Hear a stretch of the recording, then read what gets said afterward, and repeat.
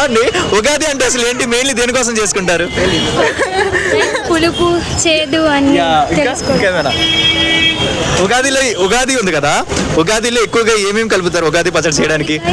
All fruits అంటే ఈ all fruits కదా, నాకు కంప్లీట్ కావాలి ఆన్సర్స్. వేపాకు, బెల్లము, పెద్దవాళ్ళు చెప్పకూడదు, చిన్నవాళ్ళే.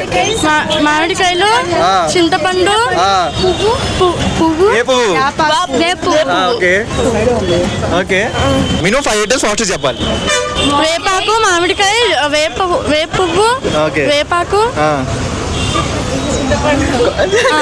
చింతపండు. మెయిన్లీ బెల్లం మర్చిపోయారండి, బెల్లం కదా ఇంపార్టెంట్. ఉగాది అంటేనే తీపు, మీరు బెల్లం మర్చిపోయి వేరే అని చెప్తున్నారు. ఓకే, మొత్తానికి ఉగాది అంటే ఒక ఐడెంటిఫికేషన్ ఉంది. మరి ఇంటికి చేస్తారా, ఇక్కడ ప్రసాదం తీసుకెళ్ళి అదే తినేస్తారా? ఇంటికి చేస్తాం. తెలుగు వాళ్ళలాగా రెడీ అయ్యారు ట్రెడిషనల్ గా మంచిగా. ఓకే, సో ఒకసారి అది చూసి హ్యాపీ ఉగాది అని గట్టిగా చెప్పండి. గట్టిగా happy Ugadi, happy Ugadi Vijayawada. Okay super, happy Ugadi. Thank you.